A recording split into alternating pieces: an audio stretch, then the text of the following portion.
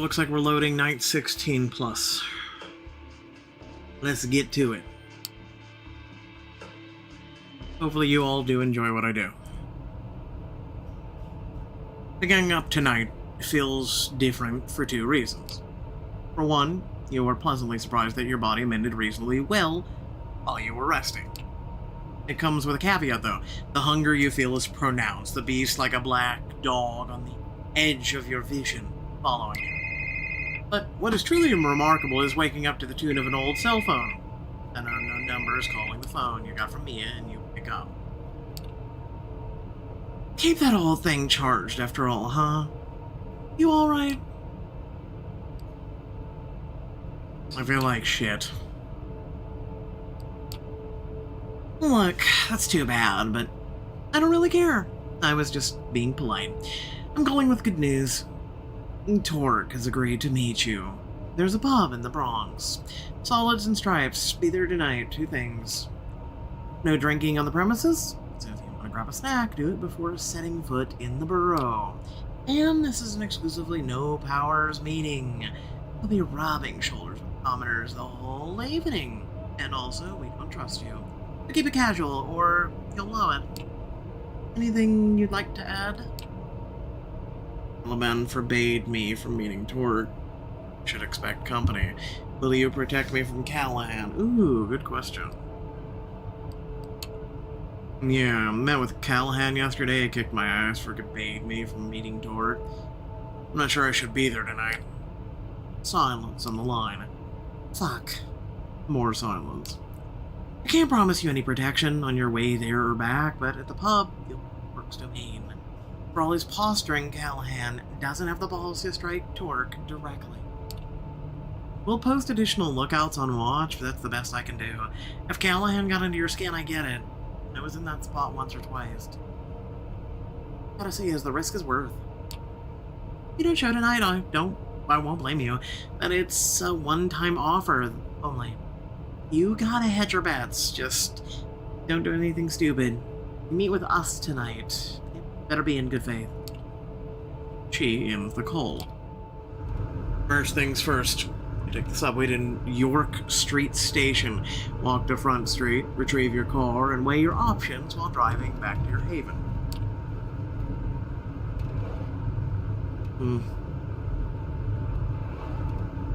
Well, let's first do a feeding opportunity. You've been doing this for a good few nights. You're getting a feel for it. You're learning what kind of predator you are and what kind of blood you crave. You're so caught up in yesterday's problems and in the cloak and dagger debacle you're part of that the hunt feels almost automatic and casual to fragment and surrender. Just minutes after you find a victim, coax them, drink from them, you find you've forgotten their face and how they were dressed. It only hits you once you look at yourself in the car's rear view mirror. This was wrong. You can't let this become a norm. You hurt somebody, a human being. You're a monster. You need to stay mindful. You're a monster, but unless you let yourself off the hook, you can hold on to your humanity and not let yourself slide down this spiral. So instead of clearing your mind, this clouded it further, and you are still no closer to a decision. Yeah, but at least we drank, so, you know. Drive around before going to the meet, go to the meeting directly.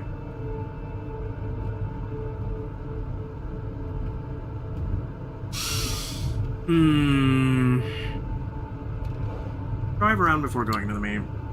You do intend to visit Torque tonight.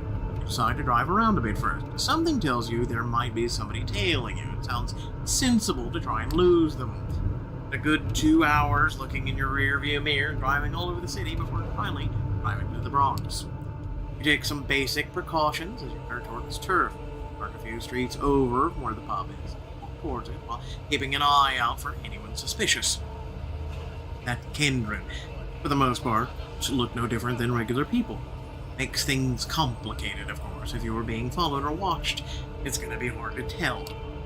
You reach the pub, shoot a final glance around. There's nobody suspicious around as far as you can see. Open the door. The smell of cigarettes is overwhelming. The whole place has an aura about it. Constant fog hanging right under ceiling. The lethargic fans do nothing to disperse it. The constant crack of billiard balls, clinking of glasses tells you all you need to know about the clientele. Not a very vampiric place at all. You're wondering if you got the address right. You barely did. Mia's here. She motions you over to one of the few tables around. Took your sweet time to get here. What, cold feet? Never mind. Anyone follow you? Not that I know of. Fair enough. Before I introduce you, there's some outstanding business to discuss. You didn't prove yourself very helpful at the bar. Carol, the bartender, mentioned that you made an effort, but as you can imagine, there's plenty of licks who use feminine pronouns in the city. Still, I'll take whatever I can get, so thanks for that, I guess. Come on, works right there. You walk towards one of the tables. The guy in a coat and a hat leans over to take a shot. He's way ahead of his opponent. The table's clear of his balls, save for the 8-ball in a tricky position. Hey, their hair. Be with you in a minute. The hit is fast, precise, and sent the black ball exactly where the player wanted it. Opponent lets out a frustrated sigh. That's that. I believe that's 150 American dollars. You want to pay up now or up the stakes again? The disgruntled man accepts his defeat, pays up, and declares he's going to grab another beer. The victor go the spoils. Thank you kindly. He turns his full attention to you. The man is good looking, if somewhat gaunt and intense. His eyes especially seem to pierce right through to your core, but not in an unpleasant way. Name's Tor. I believe you're locum, Sophie Langley's newest plaything. Is that right?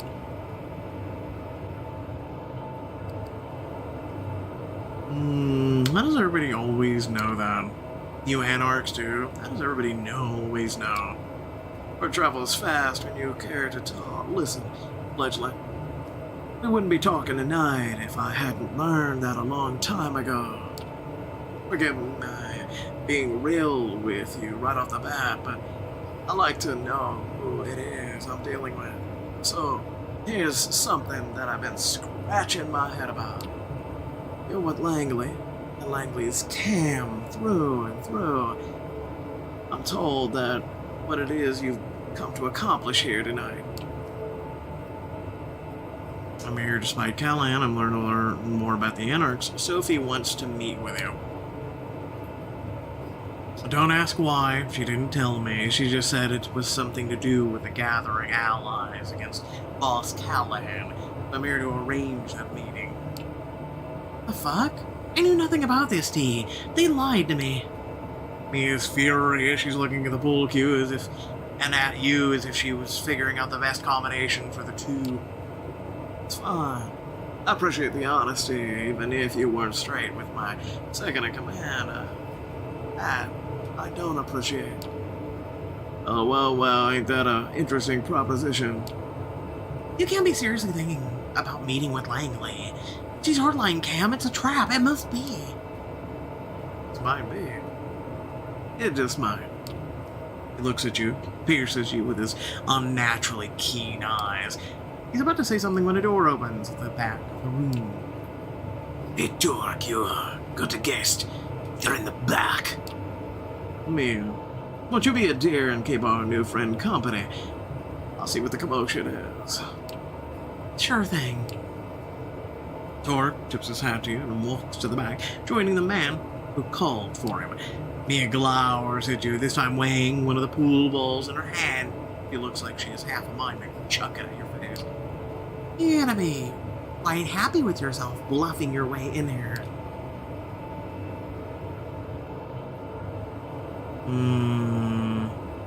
Sorry, it had to be this way. I wish I did this differently, but it is what it is. I'm not proud of myself. Shouldn't be. You made me look like a chump in front of Torque. Here I was beginning to think you might make a good addition to our little family. There's a whole lot of trust you'll have to regain before that happens now. Torque appears from a door at the back, falls across the room. Oh, Mia! I grab you for a second. Locum, get over here, too. You go to the back of the room. It's basically a storage area with a single wooden desk. It's pretty cramped, especially considering there's 5 other people in there with you. Dork ushers you in, closes the door behind you, and Mia, 2 burly dudes, are holding someone down. A familiar voice reaches your ears. Motherfuckers, you're gonna pay for this, you hear me? The boss is gonna fuck you up so bad you have no idea. Have you had the doubtful pleasure of meeting Mr. Eddie before, Locum? Yeah, we met yesterday. You're fucked. You're so fucked. You don't even know it, you stupid piece of shit. I should have ended you yesterday. The boss told you to stay away. You should have listened. That's a story and a half, ain't it? Calm down now and tell me, how many of you guys are still out there on my turn? Go fuck yourself. You're done. The boss will know this stupid piece of shit fledgling came here. He knows they're with Langley. Know what that means, Torque? No, I don't. What does it mean, Vince?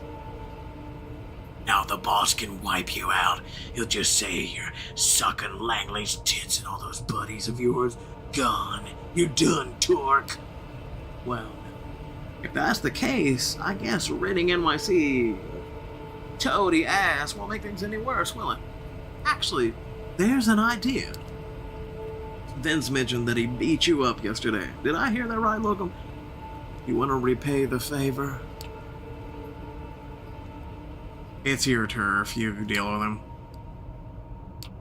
him. That's a fair point of view. He takes an old pull cue and breaks it over his knee. Hold him down, bros. Don't you fucking do it, Torque. Don't! Torque takes a sharp piece of wood and jams it into his chest. His features grow slack, his entire body inert. He doesn't even give out a yelp. Take him downstairs. Let's keep Callahan guessing about what happened to his favorite puppy. I'll figure out what to do with the cum guzzler later. The other 2 Anarchs who held Vince down before taking him out of the room. As entertaining as that was, I think Vince, in his unmatched wisdom, shared more than Callahan. This changes things. Ever heard about Operation Lights Out, Locum? It was a Second Inquisition effort here in NYC, a single night of raids at a magnitude never before seen or since. Ivory Tower got away with just a few losses here and there. No major players were hit. They managed to find safe spots, stay out of the eye of the shitstorm. Us, though, we got hit hard all over town. Havens were rooted out, entire Coteries, safe houses gone, just like that. Nobody saw it coming. I barely got out in one piece. Neil looks at him with concern, puts a hand on his arm, and shrugs it off gently but surely. Others like my child, Bar, Mia, Sire, extinguished. You know who got out without a scratch? Callahan. We've thought about it for the past few years. How is it that the Big B managed to excuse himself from the Staten Island Museum just before vans full of guys in body armor showed up? How is it that as my baby is burning up after being shot with incendiary rounds, I see Doug Callahan running tail, pushing fledglings like you at the SI. I think the bastard knew what was coming. He set us up, not just us, but some of our brothers and sisters who got hit. Some of the lowest profiles in the city's lick population. Moral of the story, Callahan is an opportunistic motherfucker. Even his thickest followers suggest he's gonna sell me out. And that's what he's gonna do, as sure as the sun rises. He pauses for a moment and you see him reach a decision. He says something about Langley having an offer for me. It might be your fault, in part, that I'm at this juncture, but now's going to be as good a time as any to listen to what she has to say. I don't think that's wise, T. Well, what would you have me do then? You said it yourself. It's all this fledgling's fault. They brought this on us. Let's use them as a bargaining chip. Callahan wants them, Langley needs them, they're valuable. I mean, I get her opportunistic thought, but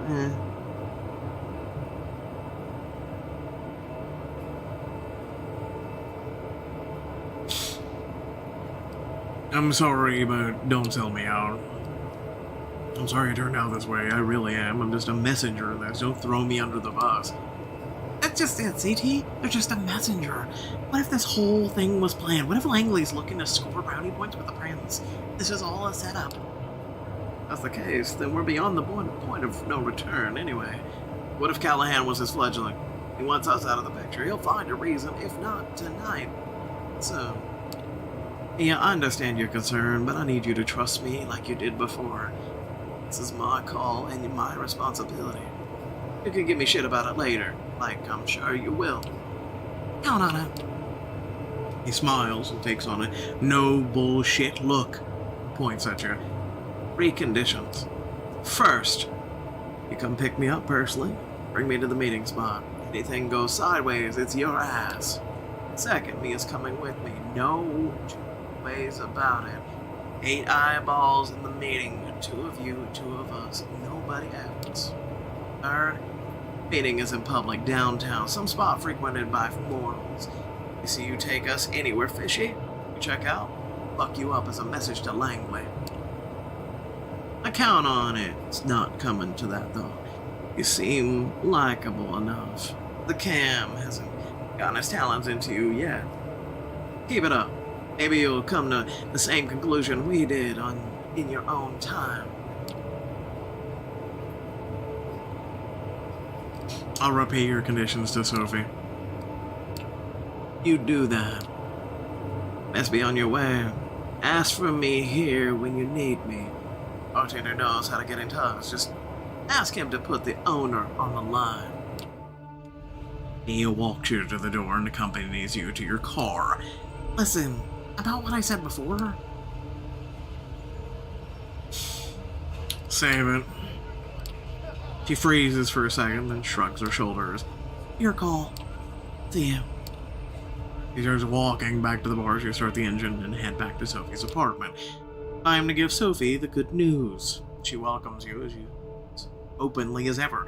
Literally excited to see you and what news you might bring. Good evening, welcome. How's your task going? You have something for me, perhaps?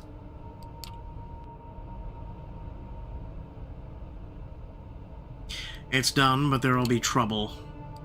I did what you asked. The meeting is set up. I suggest we take advantage of it quickly, though. There's going to be trouble. Trouble? What trouble?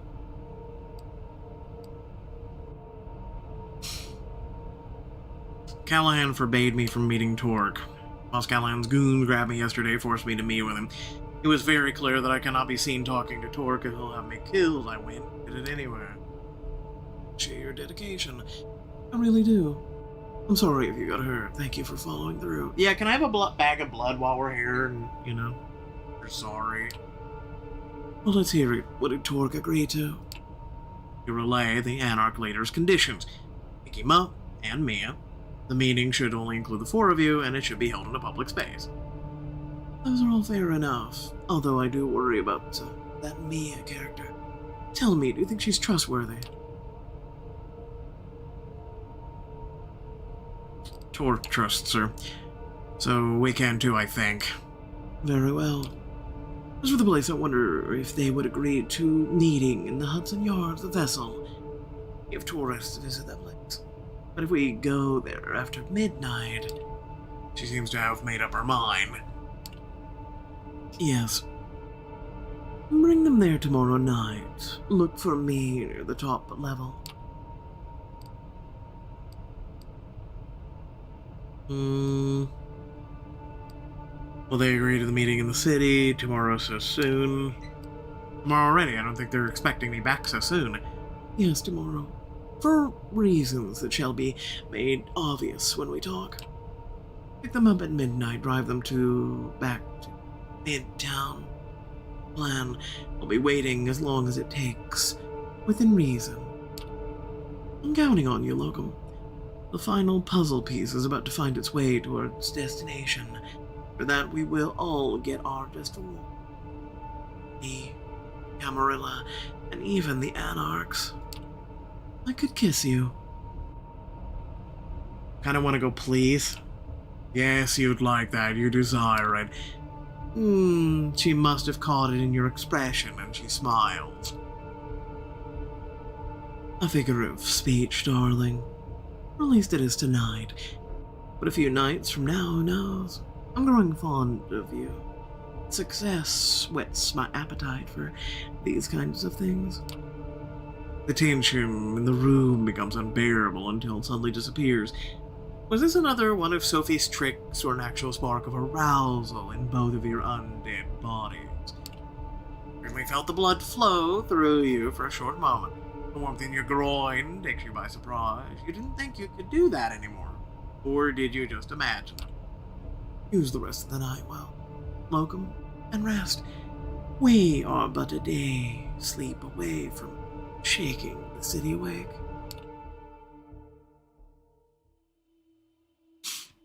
Her master's voice. Night that keeps on giving. Or the chiller. I guess Kara?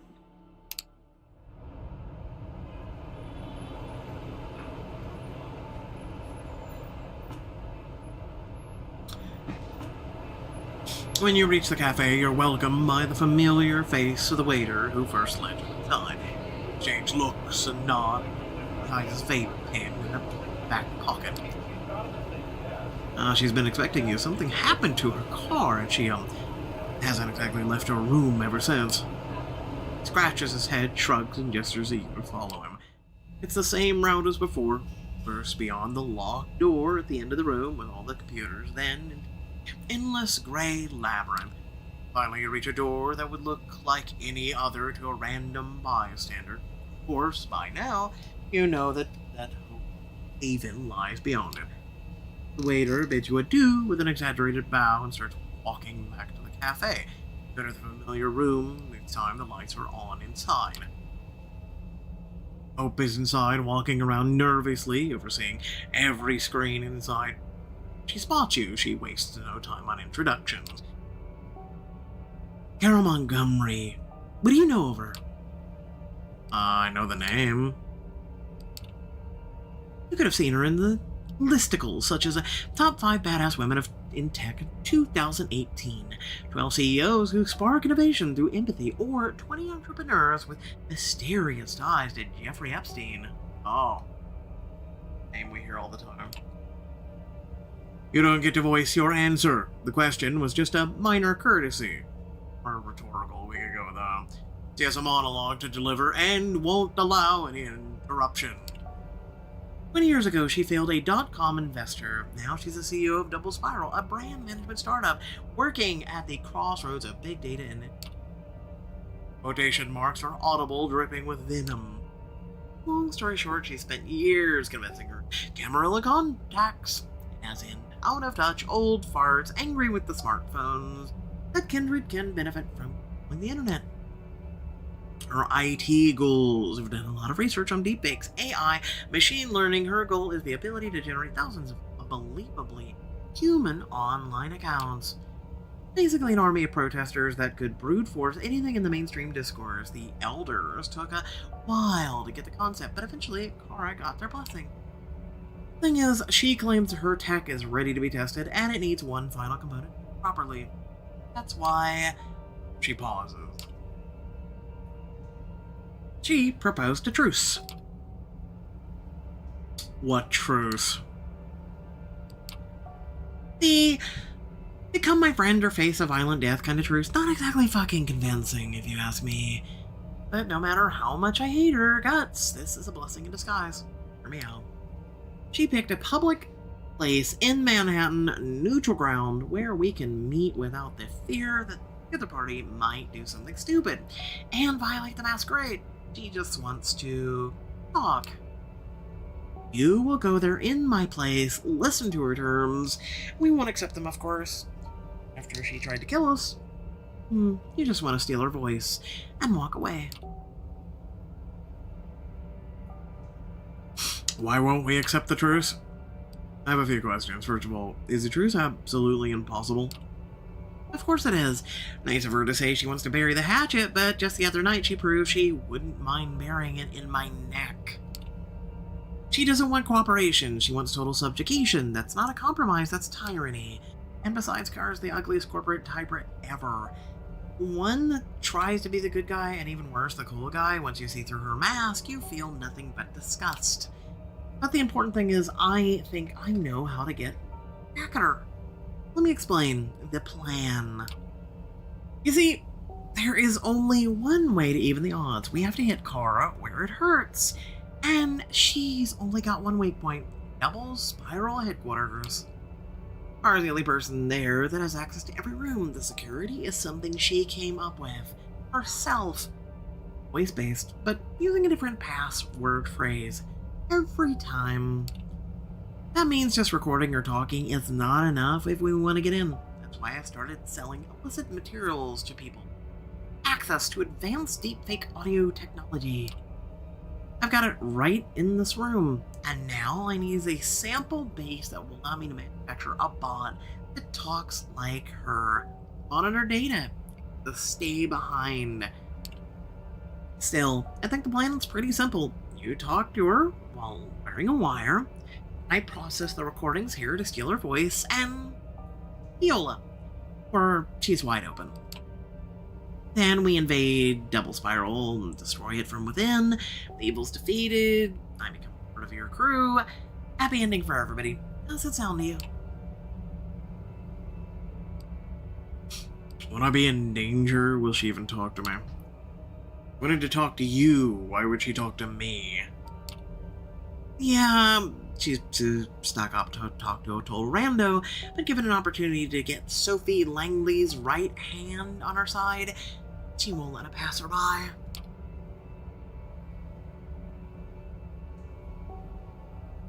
And if you weren't a minor celebrity in the city, I'm sure our connection would have been enough to hear you out. Hope shakes her head, claps her hands. She speaks up. She sounds different, more spaced out, stuttering.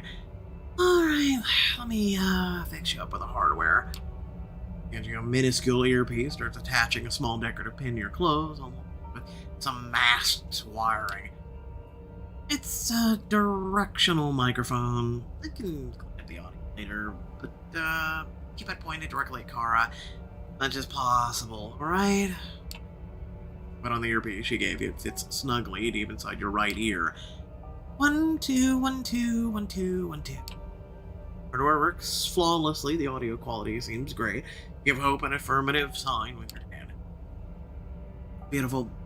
Kara designated the meeting place as the Vessel. You've heard about the place, right? It's right by the eastern end of the Lincoln Tunnel. A giant pile of staircases, basically impossible to miss.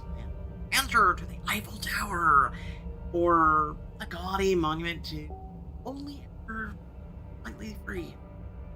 You ask. I drive you there, but my car is still in the shop, and I don't want to risk being spotted by Kara's people. So I need to process the voice data from here. Which means I have a perfectly acceptable number of excuses for not letting myself get anywhere close to that demonic old hag. You involuntarily roll your eyes a little bit. Hope sits in front of her screens, pretending not to have noticed. So, do we get the show on the road, or what? Ready whenever you are. No sense lingering here. You get back to the street and find your car, wrapping up this show as quickly as possible. Sounds like a good idea. About 30 minutes later, you are in front of the Vessel. Hope's description. A giant pile of staircases wasn't particularly helpful. From the distance, the building looks more like a giant honeycomb, designed to swarm with tourist bees. At least during the day, that is. Moment, the place is closed to the general public. Men who look vaguely threatening and out of place are making sure no unwanted guests get in. However, you have no problem getting up the stairs. All it takes is an exchange of knowing glances with one of the guards you are expected. A lone figure appears in your sight, staring down the streets of Manhattan. You know, people often complain about being unable to see the starry skies, but I always thought the real tragedy was how they're unable to appreciate the man-made sea of lives that surround. You can teach people a lot of things, but you can't teach them to see. You recognize the face from Hope's phone. Well, you meet Kara Montgomery in the flesh. Turns to you, puts on a wide smile, and shakes your hand with a firm grip. First a representative of Sophie Langley, now a representative of Hope. Not the way it developed my own career, but I gotta say, not many neonates get around that way. Party fucking horror. Hope speaks up in your ear for the first time, seething with contentment. Although Kara couldn't possibly have heard her, she immediately goes on to address her absence. Can't say I expected her to actually arrive here. You instead of her, I don't know. On the other hand, I'm sure every single word I say will be instantly relayed to her. And for the first time in forever, your empty blabbering will serve an actually useful cause. So, let me make sure we cut out everyone but the middleman for a while, okay? Takes out her phone, taps the touchscreen. In a few seconds, the barely perceptible buzzing sound in your ear disappears completely. Can't hear Hope anymore. It's probable she can't hear your voices right now either, which would mean she must be busy raging and cursing out everything inside of the moment. This obviously wasn't something she expected to happen. Gonna be that Kara saw through your plan. Have to play it cool and see what happens next. I hope you've probably heard whatever scraps can be Googled about me in a pile of insults for good measure. Obviously, I know everything there's to be known about you. Well, local. I don't believe we need a formal introductions, but first off, let me apologize for any discomfort my former employee has caused you. I wasn't remotely aware of his planned actions against Hope. Fully condemn them. I'm glad to see you unharmed, and of course applaud your swift disposal of the psycho. Langley chose you well. Silence. So let me cut to the chase here. Present myself the best way I know how, through my ideas. Who do you think has a monopoly on reality? Not much for small talk, is she? Who do you think has a monopoly for reality?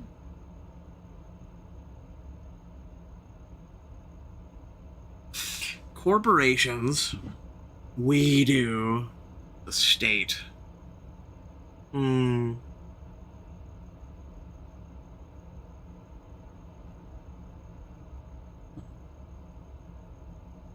If we're talking real-life corporations, states under them, we do. That's funny. That's an illusion. Corporations do. That's a fairly typical answer. Very 21st century sounding. Have they succeeded in replacing the state here, though? No, they just control it with money. She signals to someone behind you, and for a while you've been watched by Kara's men who circle around the staircases, presumably her ghouls. One of them sets off downstairs. You know, Bolivia just had a military coup. Hundreds of new accounts posting about nothing but Bolivian politics in English, set out to convince every random person online that the US wasn't to blame. Sloppy work, if you ask me. Now imagine this, a 17-year-old K-pop fan from Ohio writing an entire thread about how her relatives in La Paz are actually glad the president is gone. A film reviewer with side interest in politics selling you a CIA-approved narrative about Evo Morales, an approachable fitness guy explaining the situation to you in simple terms, just like it is. Animated voice, expressive gestures, steady eye contact. She taught herself how to project a good image, but isn't natural yet. At times it feels as if she's screaming at you to trust her. It's Not hard to emulate the masses. Reach out to one of those Eastern European troll farms. Bang! A few hours later, you have a clone army that will instantly voice their support for any cause. You will spread your message, but you won't foster a new culture that serves your goals. You won't masquerade your messaging. Independent thought. For that, you need personalities, not the masses. But the ability to emulate personality is a whole different ballgame. Not a craft, but an art. You need to understand your fabrication so deeply that you start to hate it, and then learn to love it. And if you want to make a bunch of those personalities follow one agenda, you need a once-in-a-lifetime team to achieve that. A like-minded artistic collective, both ambitious and obedient. Even though you can't hear Hope's voice in your ear right now, you could swear you hear her in Kara's speech. It's the exact same tone she was using when monologuing in the car. One of them must have been a big influence on the other, or perhaps they used to be in a position where they both shaped each other's personas. It's hard to say. Only one thing is for sure. That is, Hope must be absolutely furious right now. Is it possible that Kara knew about her plot? Fingers crossed she doesn't. To stay dissatisfied when an account that went unused for 5 years suddenly starts yelling imperialistic propaganda into the aging corporations are too set in their ways. But imagine a fresh startup that enables the proliferation of ideas adjacent to the prince's plans for the future. Imagine getting it into bed with the biggest corporations and agencies. So many unlives that could be improved. I'd say from the raids of the First Light, I have the infrastructure. I have the elders' support. All I need is a mastermind at the center of it all.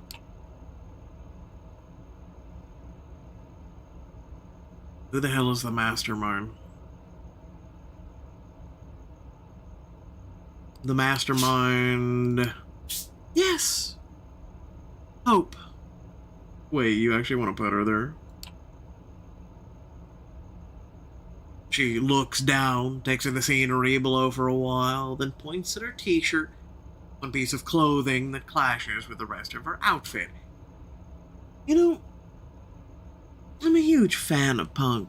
The leading idea of my company, Double Spiral, is to make everything I do a little bit punk. I'm all about clashing ideas. I'm all about disruption. You blink a few times in quick succession. I swear to God, if she's actually Hope, I'm gonna be mad. Oh God, you think to yourself, she's that kind of person. She saw a lot of them in your old life. Another establishment asshole, co-opting everything anti-establishment, blasting Fugazi while ruining lies via Excel spreadsheets. Might have punched a boss cut from the same cloth once. Yourself, but escape from the memory lane. Kara started talking about Hope. You'd better listen. To me, Hope is a punk. This is gets. Free spirit, fiercely independent, an eternal contrarian at odds with everything and everyone, developing her talents just because she finds it joyful. God, does that girl need guidance? Not putting her talents to better use, rotting away, posting inane bullshit all the time. What a waste. I have built an environment specifically to develop her talents and let her become indispensable to society. But she rejects it because of some idiotic hang-ups. I don't expect you to change my mind about me, or just because I kept yapping. I just hope you'll keep my perspective in mind and serve as a voice of reason Hope really needs right now. Well, then why didn't you share this with her? Why did you jam the talking so she couldn't hear you? This is a bit weird, don't you think? Excuse me. Now that I've had my say, how about we put our girl back on? She taps her phone again. A quiet buzz reappears in your right ear.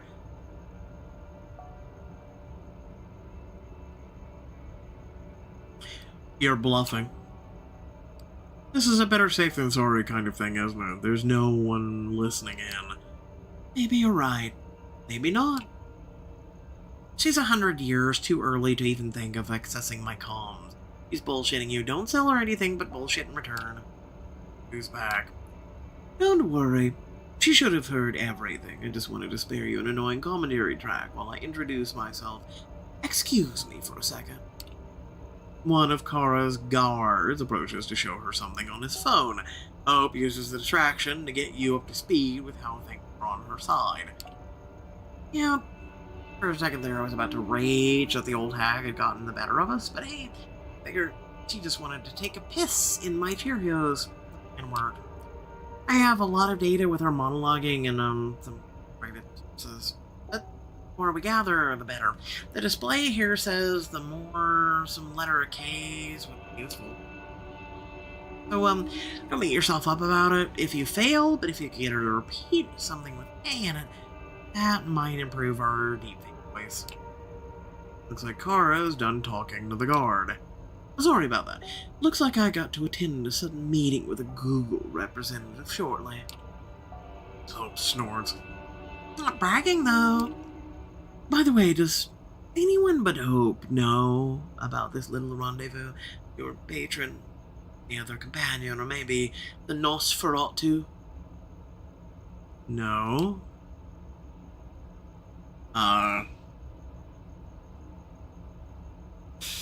Actually, that's a good question. Does Sophie even know about this meeting? No. Nosferatu? Don't believe so.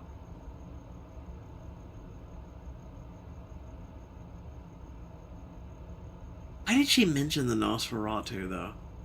Interesting. Nobody. Nobody, it's just us. Should I have told anyone? Maybe, maybe not. It just says a lot about your personality, that's all. Anyway, no offense, but Hope's not here, and I really have to rush. Honestly, I feel a little insulted that she set this up meeting and bothered to show up. Insulted and suspicious, her tone of voice betrays her. She might have some good instincts. Too bad she didn't trust them here.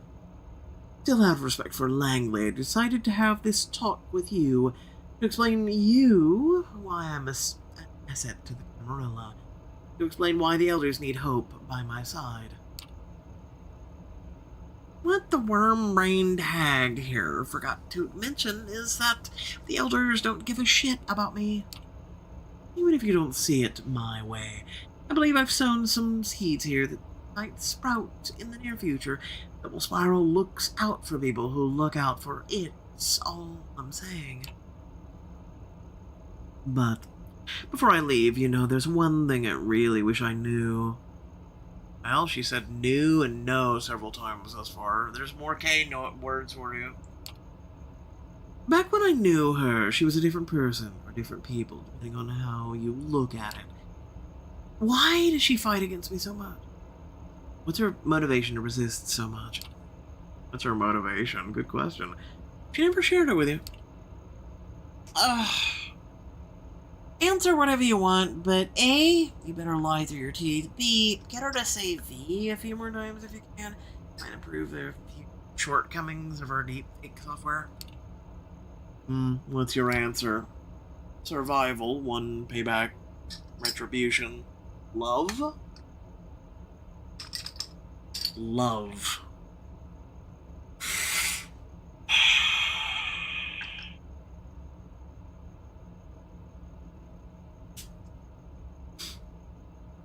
Payback, retribution, love, survival. I actually don't know.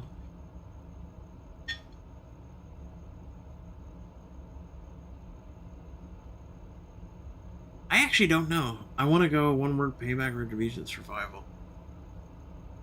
I don't know. I'm gonna go with love. You know what? Why not? Love, I think. Kara blinks, opens her mouth, and shuts it. Then she scoffs. Nonsense. Of course it was. She sounds like she was trying to convince herself. Something about your answer resonated.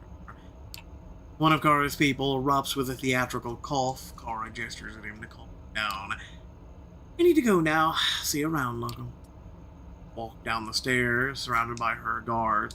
Once she's gone from before your eyes, Hope decides to summarize her mission. For the love of Christ, I wish you could have kept her droning on a little longer. Turns out the T letter could use some improvements as well. Why don't you just meet with her? You do it. I'm blaming though, you did a good job.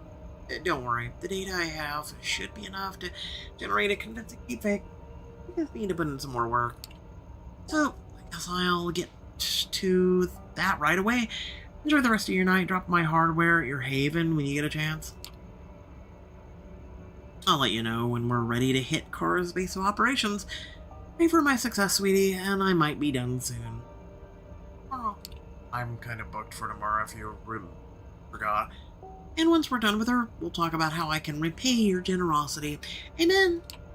The connection drops. It looks like that's all for now. You gaze at the sea of lights around you for the last time, then start making your way back to the street level.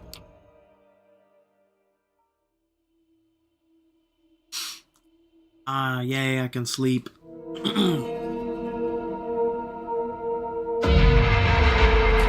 You wake up. Oh, thank God. This is not your haven. It's a cramped space. You try to move your arms and find they are tied to your body. You barely bend your legs. When you try to stretch your neck, you hit a cold ceiling. You can't quite believe it, but this is a coffin, or something close enough to it. It vibrates slightly. You can't hear any sounds coming from the outside. It's entirely dark.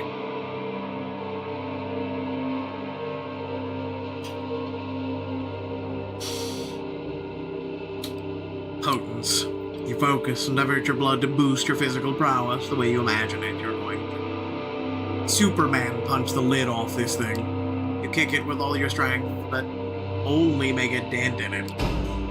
Hey, it's a start. You keep kicking. With each hit, you make a dent bigger. You manage to make a small crack in the very bottom of the container. A bit of light sound. Crackle of a radio, the hum of a car's engine, a nervous male voice. Subject just breaking containment, please advise. A response you don't quite catch. Brakes of the car, then impact jostles your container about. You keep kicking, keep wrestling out of your prison. The car door opens violently. You hear a gun being cocked, a panic scream. Operation compromised. Aging blank bodies. Shots, struggle, silence. The lid comes off. What the? Look like we're by a soccer field and track. You're here. That's a relief. Wait, what? Okay. You were trying to cross the border, right? Walked right into the Imperial ambush, same as us. An asshole over there. Follow us. Quick. Seeing their faces is surprising, even more so in these circumstances. However, you realize the immediate danger of following your companions out of the car down the street. The van has crashed into another car, familiar face, that is visors ghoul. Could the music be any louder? Holy shit.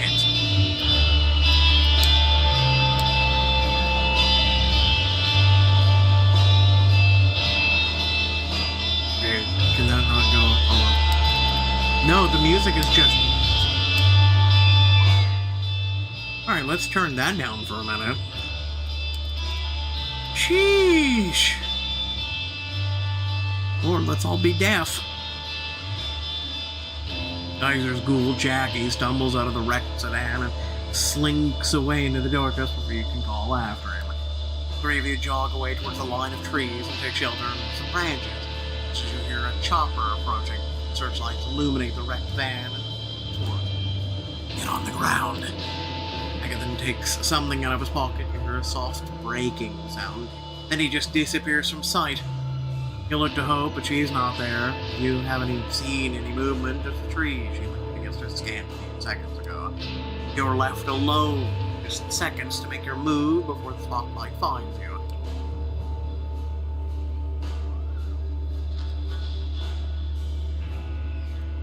I don't want to use too much of my power. Dive under a nearby bush. Seeing no better option, you find the nearest bush and dive right under it. Might not the best or smartest thing to do, but enough to trust your gut. The illumination passes only inches away from you, but it's just a pattern of light on the ground. The trees block a good portion of it. Well on you. Doesn't seem like they spotted you or any of your companions. The helicopter flies on, its searchlight frantically moving through the vicinity as your companions again appear in your proximity. We have an opening. Let's go before the SI decides they want to do another sweep. Care to tell me what the hell's going on? Actually, what are you two doing here? But... oh, care to fill them in? Your life, up to this point, everything you knew, it was highly advanced VR simulation. Welcome to the real world. Oh, okay, I'm Neo now. Your blank stare is what makes her crack. No, actually the SI, First Light, in this case, I think raided your haven and took you in. They were just transporting you out of town. Director told us which route they take.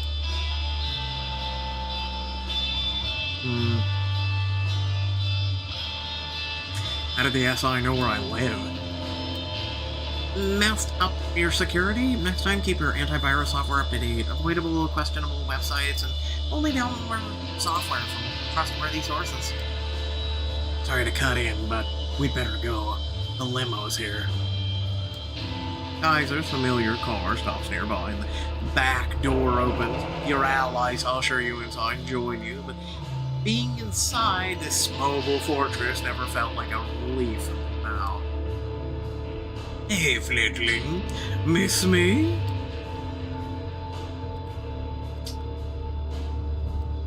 You know, Saber, what's the deal here? What's your angle? Oh, you wound me, Locum.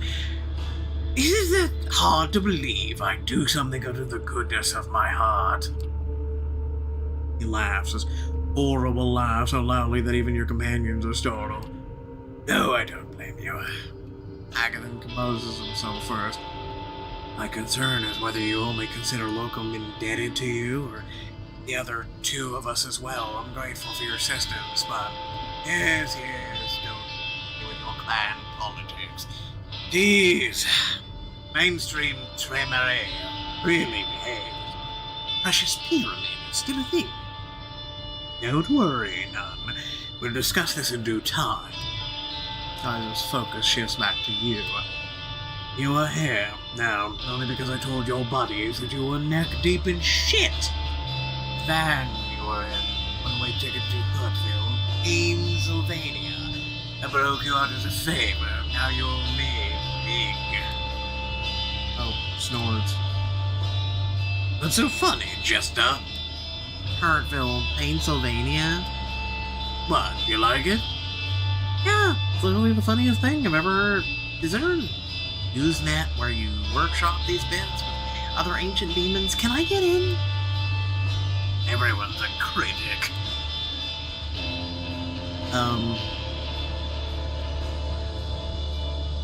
Why didn't I wake up earlier? I'm told I was picked up 2 nights ago. Why didn't I wake up? Inquisition on dumb. They broke into your place in the middle of the day, staked you as soon as they saw you. Bam! Paralyzed.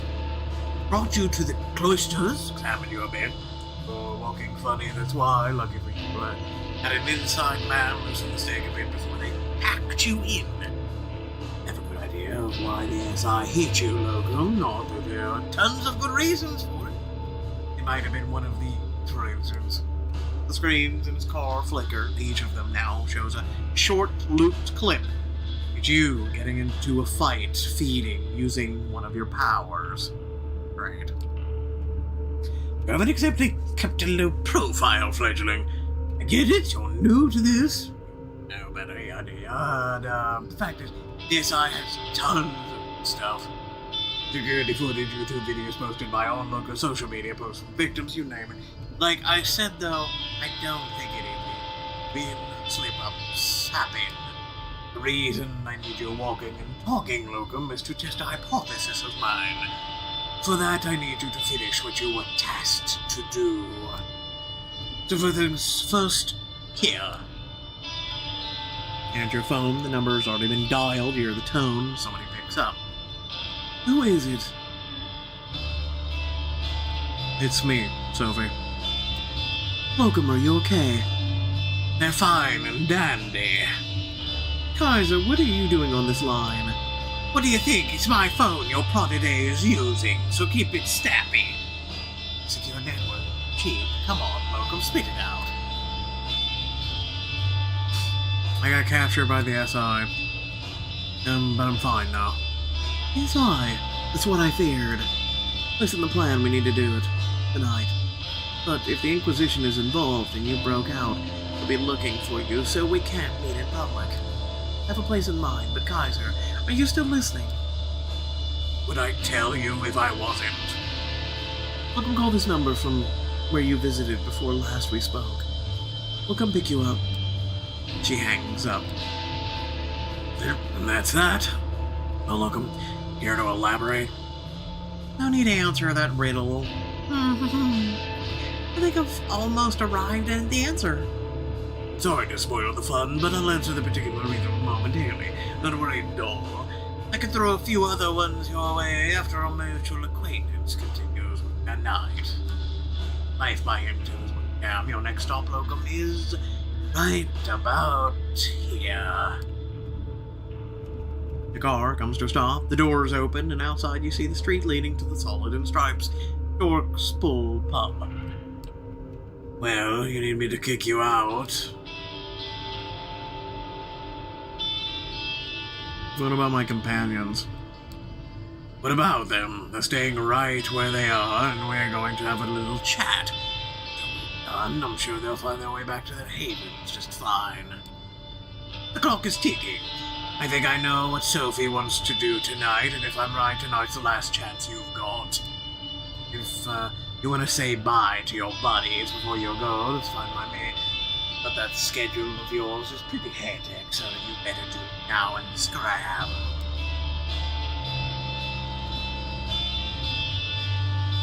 Thank your companions for the help. You thank both your companions for their assistance. Without them, you wouldn't be here. Kaiser makes a gagging gesture and urges you to step out of the car. You turn around, make your way to the bar. The door closes behind you, and Kaiser's limo starts moving. You hope your companions won't have to pay too high a price for helping it. Solids and Stripes is pretty much an abandoned tonight, with only the bartender and one bleary-eyed mogul watching an old Bogart movie on the bar's screen. You ask to use the phone. Call Sophie first. Yes. What's the plan? We're on our way. Notify Torque if he's not there. We need to talk as soon as possible and move quickly. She hangs up. You tell the bartender to notify Torque, just like the Anarch leader mentioned you should. The man makes a short call, and you only hear somebody pick up, and no words exchanged.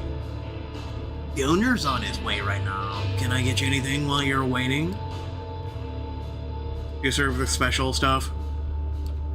Bartender raises an eyebrow. The special reserve, you mean? Sorry, I can only serve that to narrow selection of the owner's friends. Yeah, I am one of his friends. Nah, it's a list, and you're not on it. I know because it hasn't changed for a while now. Sorry. Everything else at the bar is up for grabs, though. Sure you don't want anything? Shake your head. Torque comes in some 10 minutes later without me. Gets his hat to you, puts a hand on the bleary-eyed patron's shoulder, and says something to him under his breath. They both laugh. Arnie, how's the night gone? Quiet, sir. Just how you like it, huh? Oh, Locum, I believe you wanted me here for a reason. Let's hear it. You're about to tell him what brought you here when the doors to the bar open and Sophie walks in. All splendor and charisma, the patron's eyes are glued to her. So are the bartenders. Torque isn't happy with the sight. Oh, this is what we agreed on, Locum. Care to explain? We had to improvise. Things got complicated. We had to improvise. Pleasure to make your acquaintance. I believe Locum already told you why I'm here. Not in any detail. The circumstances of our meeting were supposed to be different. But Miss Langley, tell me why I shouldn't ask you to leave and kick out your protege while I'm at it. You will like what I have to say. Yeah, I've heard that line 100 times, but 99 of those ended up with someone getting hurt, and that's not something I'm in the mood for tonight. We are wasting time. It's a unique opportunity we should take advantage of. We only have an hour or so to discuss it before it will be time to act. My driver is waiting outside. Wait a goddamn minute. First of all, I'm not going anywhere without Mia. That was the deal. Second, it's Locum who was supposed to do the driving, not your servant. Both serve me. So really it's little difference. The circumstances changed. We had to adapt. Don't be stubborn. Foolishness does not suit you. Secure a spot in mind, we can talk. I'll stop you right there. Torque is seething, but he's keeping a lid on his anger. His voice barely changes. My conditions were clear.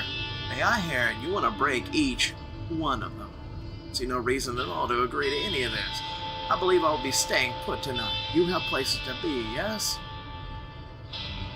Torque, you're throwing away the only chance you have at challenging Callahan.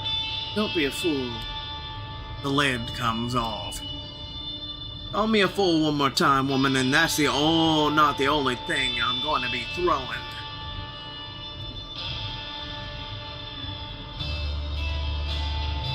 You're both acting like children.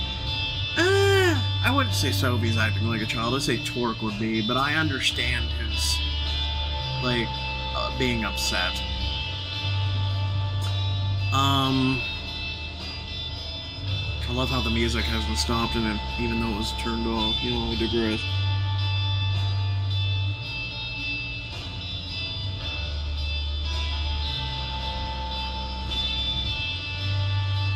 Again, I understand both their perspectives.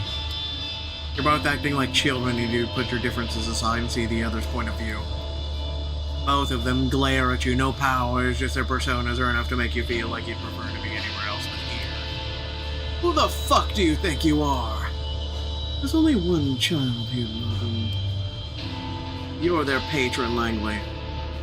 What does that tell us? What are you implying, you insolent?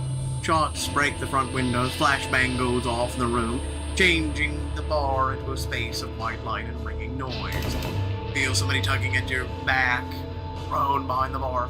More shots ring out, bottles break, the TV shatters into pieces, the wooden bar splinters. Your sight comes back, but you think you've gone deaf. Because suddenly the room is silent. You see Torque beside you, Marty the bartender bleeding out on the floor. You look over at the bar. Sophie is standing there, her dress partially tattered, a visible hole in her leg. She is like the heart of a supernova, trancing, unavoidable, beautiful, terrifying. In front of her are 8 operatives looking like a private military force just standing there, paralyzed by her magnificence. Torque, you still there? Yeah.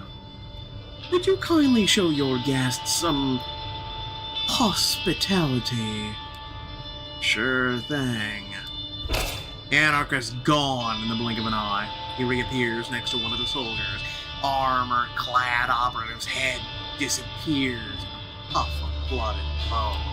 The same thing happens to the second, the third. Your radios go off on the soldier's shoulder. Panic voice pleading them to wake up. The fourth's head pops off the fifth. You finally realize what's happening, but it's too late. The 6th man is beheaded by what you now see as just Torque's bare-fisted punch. Torque stops by the 7th man, rips something off his neck, bites down. Sophie walks over to the last man and has him kneel in front of her before biting his belt.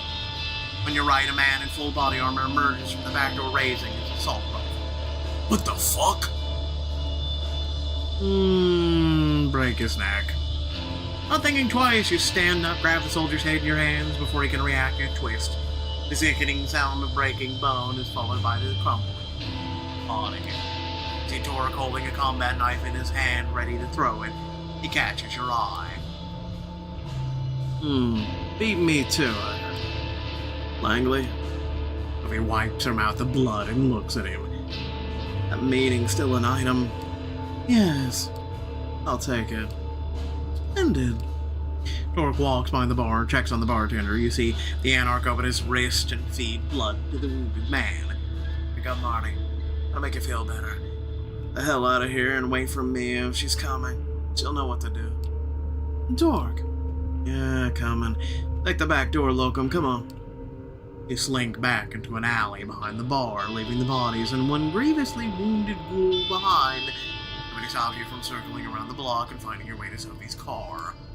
Gregory drives away casually, as if this was just another late drive, and not the crowning of a desperate, complicated evening. Sophie brings you all to a luxurious apartment in Manhattan's Upper West Side. She explains that the vampire who owned it left the city a few years ago, gave away the spare keys to a few trusted compatriots. It's been used sporadically since.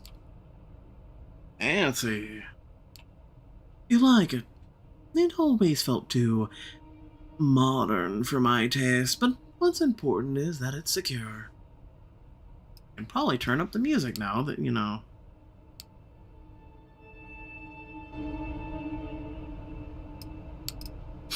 We're not, you know, dealing with loudness. As long as nobody followed your car here, or the fledgling, or follows this one wherever they go. But if that's the case, we have very little time to conduct our business here anyway, and we'll be leaving soon, I hope. So, let's begin. Stay silent. Look at Sophie excited. Finally, you will learn what it is you've been working towards for more than a week, and what it is the Kaiser wanted you to participate in. I have it on good authority that Boss Callahan is blood-bound to Prince Panhard. Or sucks air in loudly. That's an accusation and a half, Langley. Got proof? No, but we're just a boat ride away from getting it. What is that supposed to mean? Locum, the address that procured from Kaiser was the meeting spot for Panhards and Baron's regular sharing of blood and other bodily fluids if the rumors are true. Wait, Kaiser knew about this? Is there anything that insufferable clump of dead skin doesn't know in the city? He knows things, but only shares them if you pay. Neither the Prince nor Callahan can touch him. He's too useful.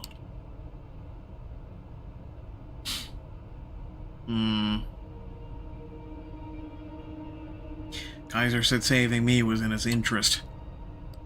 Kaiser said something about having plans for me, that he wanted me to make this meeting happen. It can't be good, right? It's an interesting point.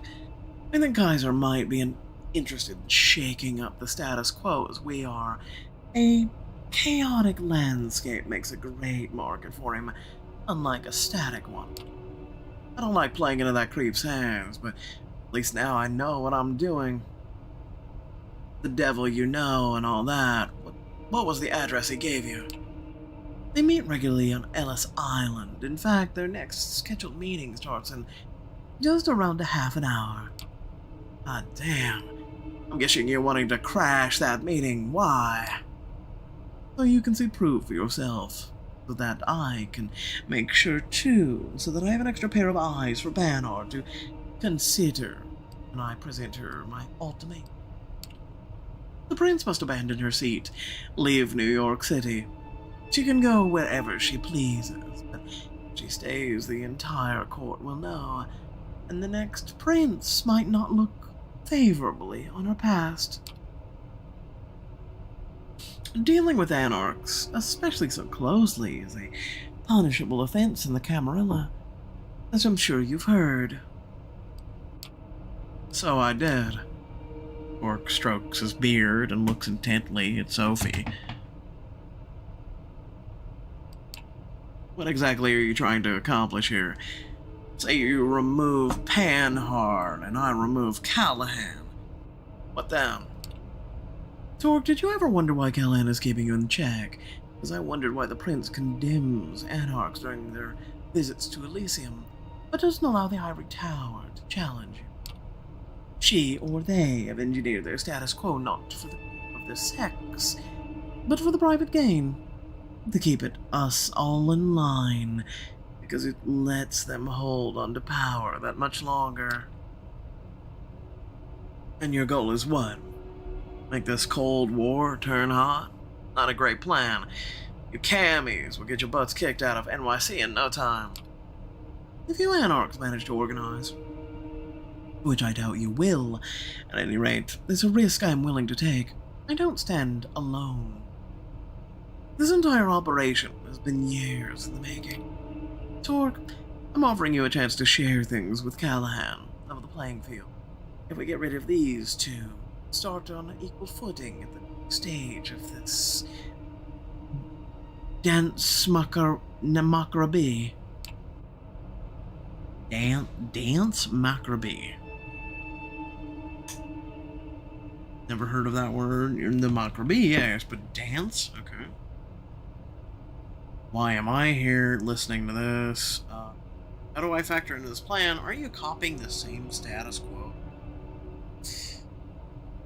They're good questions. I'm gonna go for self-interest on this one.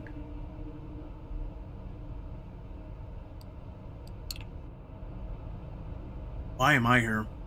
I understand you need me to set this meeting up, but why am I listening to all this? It's a precaution, in a way.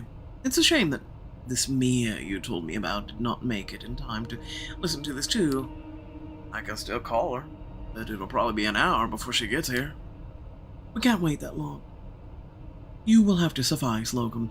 I'm risking the Prince's or even Callahan's wrath. While I don't think they would dare to lay a finger on me, another set of eyes to watch over the meeting can't hurt. And I did promise I would explain everything in time, didn't I? No, after all these years spent in Callahan's shadow, taking part in all this Kindred dick-measuring contest, I would expect a ruse, some ploy to kill me, in an all-out, out-of-the-way place. That's our inherent paranoia talking. My gut tells me it's time to get the show started. I do hope you have a boat nearby, Langley. He smiles mischievously. Of course I do. It's waiting for us by the pier. Lead the way. Moonlight's burning. The three of you leave the apartment, walk towards the pier. Nobody seems to be following you. You get on a small patrol boat, double in time, through the Hudson's cold north waters. Out of all the places in NYC where the Prince and the Baron could meet, Belith Island. Landmark with a dark past, a museum on one hand, a dilapidated piece of history on the other. You leave the boat, make your way to the southern part of the island, paying no heed to the renovated tourist attractions on the side. Expected some resistance, a night guard, a helicopter flying overhead, maybe an NYPD patrol boat. Nothing. The island seems completely deserted. It's clear this sets Sophie on edge. She's moving as quietly and subtly as possible, but you can see that she's eager to reach the particular house her intel pointed out. Torque is following suit, grimly determined, flashing his piercing gaze all over, still clearly uncertain that this isn't some kind of con. Finally you see it, light coming from a window in one of the buildings at the edge of the island. The three of you slowly creep closer to the building and take a look inside the window. There it is, Callahan kneeling in front of the Prince, sucking on Panhard's wrist, both fully clothed, a small blessing. Torque makes his move before Sophie can stop him, bursts into the building's doors. It all happens very quickly. Torque grabs Callahan by the shoulders, throws him through the still open door. Callahan hits the ground hard. Torque appears on top of him and starts punching. Fucker. You piece of shit! Stop! The Prince's voice takes hold for just long enough to make Torque relent, which Baron uses to the fullest. He shoves Torque off of it and tries to bite down. Prince, call off your lapdog. Langley, what is the meaning of this? The two Anarchs break apart, both wounded, but neither's quite done yet. They look at one another with pure hatred. Kill this bitch, Ellen. Leave the fledgling to me. And after I deal with this shit stain, I'm going to... A shrill, unpleasant laugh fills the air. You know who it belongs to. Oh, so entertaining, truly. It feels almost ashamed to break up this spectacle, but alas. Thomas, the fuck is this junker? Yes, I don't think we've met, though I did hear a lot about you, Mr. Thomas. My name is Thomas Artilla, and Callahan uses this moment of uncertainty to strike. Still too slow for Cord, who throws the boss on the lawn where the two exchange blows once again. Helen, if you'd be so kind to ask your friend to not hurt our guest too much. Callahan, don't kill him. This time Callahan comes out on top, grabs Torque in an iron hole. Your companion struggles but can't quite break away. I will not be denied, Helen. Not this time. You will do as I command. And she will do as I command. Douglas, old boy. What? Like I was saying before I was so rudely interrupted, I feel like I need to break up this little spectacle. It's going on for much too long. You think you're so smart, Langley, you and your clique. Figured out that there was something fishy going on all on your own, but you were always working with just a piece of the puzzle. Wasn't she, Locum? Sophie looks at you, shocked and disappointed. What are you talking about, Arturo? What I'm talking about is, you ask, you fledgling, you don't know. How could you? Only I knew. And your sire, of course, is all the one who agreed to place you in some negotiations. Your scream and a curse as Callahan, whose arms have nearly been ripped off his body. Torque breaks out of the bear's grasp, but doesn't attack. Instead, he's at the edge of the water, and the blink of an eye disappears into the Hudson. Grace left him. It's Fedora. Ugh, another actor going off script at the very end. Ugh. No matter. Let him bring us some amusement now that the production is almost wrapped up. He'll reach his allies. He'll tell everyone of this. And even if we naively assume as knights on now he's on the SI's side, the show must go on one way or another. But to encourage leaks and speculation. Sophie looks at you. How could you, Locum? I saved you. You act like I know what the fuck is going on! Arturo suddenly appears next to her and slaps her in the face. Langley, what happened to your self-esteem? You can't really think it's simple neodine, but it's outplayed you. Maybe this obvious, oblivious act is your way of groveling for mercy. Thomas, what? You thought about being an expert chess player would always be a no. You never realized the people at the top simply flip the chessboard over. Punch you in the face whenever they don't like how the game is going. Motions the remaining Kindred. The thing is, you weren't even adept at playing the game you knew. Locum, just another pawn placed on the board by my associate. You thought they were all piece since you took them in, but who gave you that idea? Return to the night where you were first judged by Prince Panor, the woman in red, Sophie, somebody speaking to her, a man in glasses, the man standing before you now. This is cruel. We know it's going to happen. If only someone would speak up for the poor child. They could be a useful tool for the Camarilla. Hair creeps onto her face. Of course, those were not the words you heard, were they? No. But only grasping for some sort of opportunity to further your scheme. I put the bait out, you took it, hook, line, and sinker. After that, it was only a matter of time before you started. Locum is raring. No one is quite as easy to track and monitor as a naive fledgling who's just learning the ropes. What did you want, Thomas? What do I want? Oh boy. The answer's so simple, but so hard to put into words. Unstable stability, cutting-edge tales, thrills, intrigue, push it to the limit, then return you to you. Tried, tested status quo, gently, infallibly. A system full of distractingly moving parts simulate conflict so convincingly that diffusers never feel a need to direct their energy towards upsetting the system. Achieving the eternal through the disposable, building a city that's like a chip of pieces, constantly changing its parts, yet always maintaining the same purpose, serving the same goal at all times.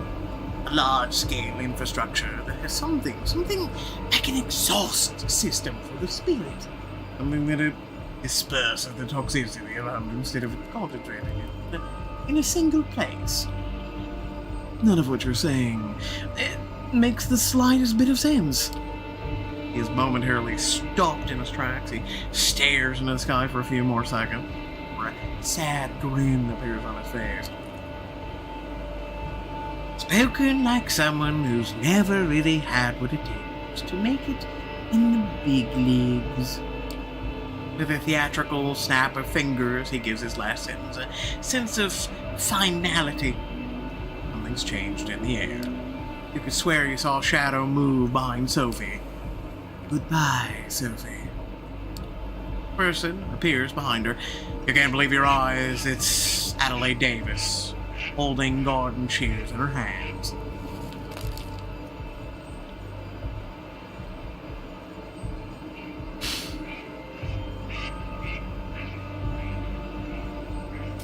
I mean, I'm gonna try.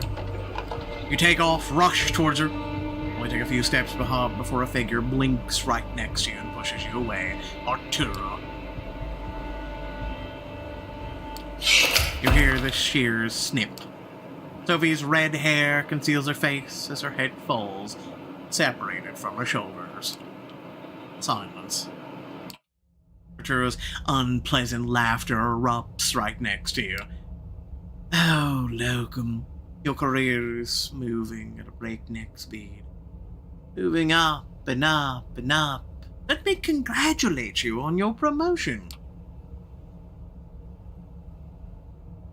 What do you want from me? What's the rush? I was just about to get to that. Helen, feel free to leave us. Take the Baron with you. Thomas, I don't think you should... Shush. You're being jealous. Adelaide, escort the prince and the dear old Douglas, please. Sure thing, darling. You were left alone and next to Sophie's body. Try not to look, but it's hard to ignore her little frame decomposing in front of your eyes. Congratulations. You've won this little game. You set out on a suicide mission, successfully brought down the power-hungry wannabe tyrant. Even if it probably wasn't the way you imagined. Now you're free to enjoy paradise again, life after death, immortality, eternally. What they don't tell you is, of course, living in paradise is inherently sinful. Not everyone can partake. But you have time to learn how to live with sin, don't you? He takes a melancholic look at the city skyline surrounding him. The Statue of Liberty, the lights of Manhattan, shimmering in the distance. You know, New York has taught me to believe in fate. My unlife began right here. And it began with utter despair. My first instinct was to drown myself in books. Keep reading until literature gave me the piece of wisdom I needed to go on. Personally, I find reading a silly hobby in retrospect. I always had this minuscule hope that the next sentence I'd read could actually finally bring me salvation. It never did. It only gave me fuel for this elevated, righteous, intellectual suffering. The more I read, the easier it was for me to boil every paragraph down to a power relationship. The characters influence over each other, writers trying to impress the reader, etc. The strings everyone pulls to start to look like strands that weave into the fabric of fate. Once I saw its beauty, I got teary-eyed. My architect instincts kicked into overdrive. I didn't have to submit to fate. All I had to do was cooperate with it, wait for my time to shine, to give it my input wherever needed, and it trusted me to do more. Steps over to what's left of Sophie, wiping his glasses with an elegant cloth from his pocket. And it did. Fate let me look after this city. With my architect's tools, I started quietly shaping the streets, the corridors, while Kaiser and his ilk shaped the information flow. And among many tools, process gave me, one of them was a way to reliably come up with useful agents like you. The methods I used were crude at times, but the route was there. All you had to do was follow it. Some people write rulebook passages, the others plan city arteries, and in the end, the effect is the same. Someone always follows. He puts on the glasses and gives you a long, hard look. You know, I've grown fond of you. You did so well, even when that idiot Callahan tipped the Inquisition off you. You still got out. I like that kind of resourcefulness. I could use that kind of resourcefulness. He uncovers his wrist. So, take my blood. Just enough so we can start off on the right foot. As a sign of good faith. A sign that you're ready to play in the big leagues. Ready to behold the sights I've prepared for. What do you say, Loco? Oh, we don't get a choice for that? We don't get a choice? I hate you so much. There was an achievement, though.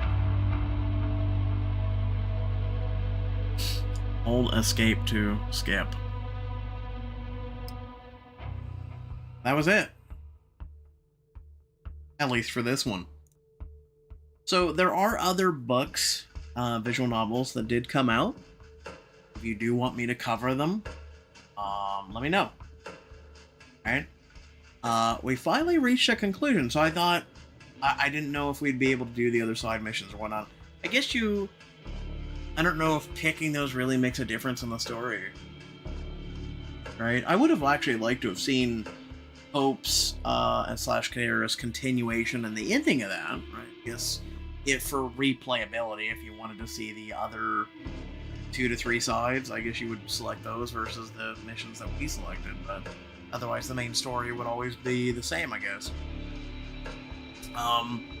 So yeah, if you guys did enjoy, make sure to like, share, and subscribe on YouTube, and stay tuned for other games like this, like Road 96. We'll probably do some more. There, like I said, there's about 3 other visual novel games like this that are all about the equal same in length, about 6 to 12 hours. So I try and do them in short little brief stints, right? About 2 hours, because about 2 hours is about how long my voice can go before it starts getting really, really irritated in terms of doing all the voices. Because it is actually really hard.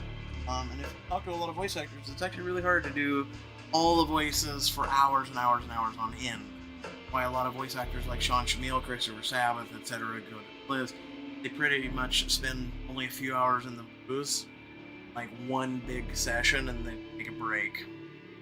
Anyway, thanks once again for tuning in. Love your beautiful faces. I'll catch you all later on YouTube. Alright, well,